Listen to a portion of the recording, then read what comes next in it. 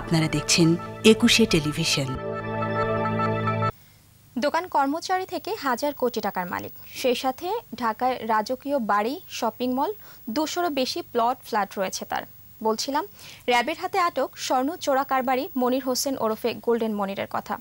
মনিরের সম্পদের খোঁজ খবর করছে দুর্নীতি দমন কমিশনও। মূলত চোরা কারবার দিয়ে বিত্ত বৈভবের শুরু, এরপর রাজুকের অসৎ কর্মকর্তা কর্মচারীদের সাথে মিলে বিশাল সাম্রাজ্য গড়ে তোলেন গোল্ডেন মনির। সাইদুল ইসলামের ৩ পর্বের ধারাবাহিকে প্রথম পর্ব আজ।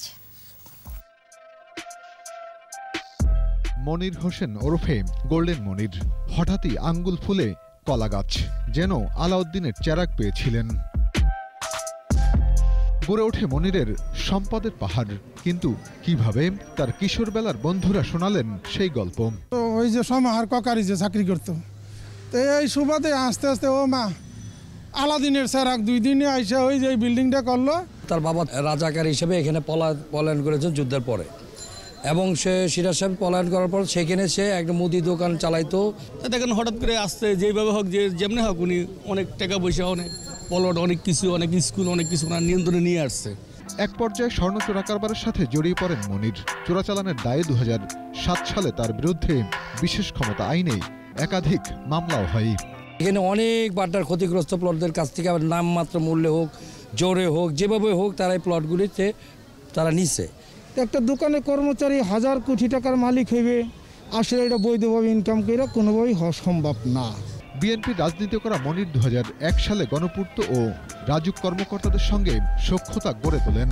শুরু হয় জালিয়াতি, ভূমিদস্যুতা ও প্লট জালিয়াতির হোতা মনির মেরুল বাড্ডার ডিআইটি প্রকল্পে ৬ তালা আলিশান বাড়িটি বানিয়েছেন।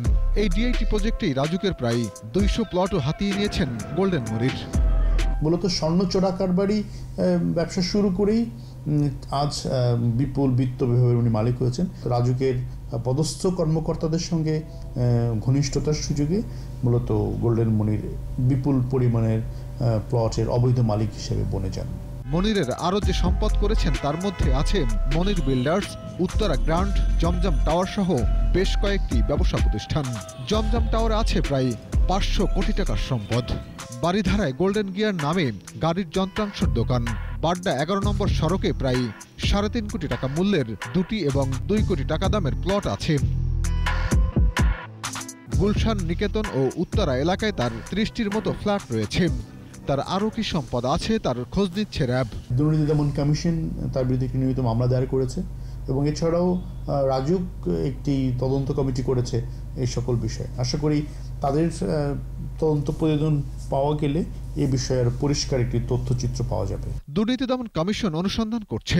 বিভিন্ন সংস্থায় তার সম্পদ জানতে চিঠিও দিয়েছে সংস্থাটি।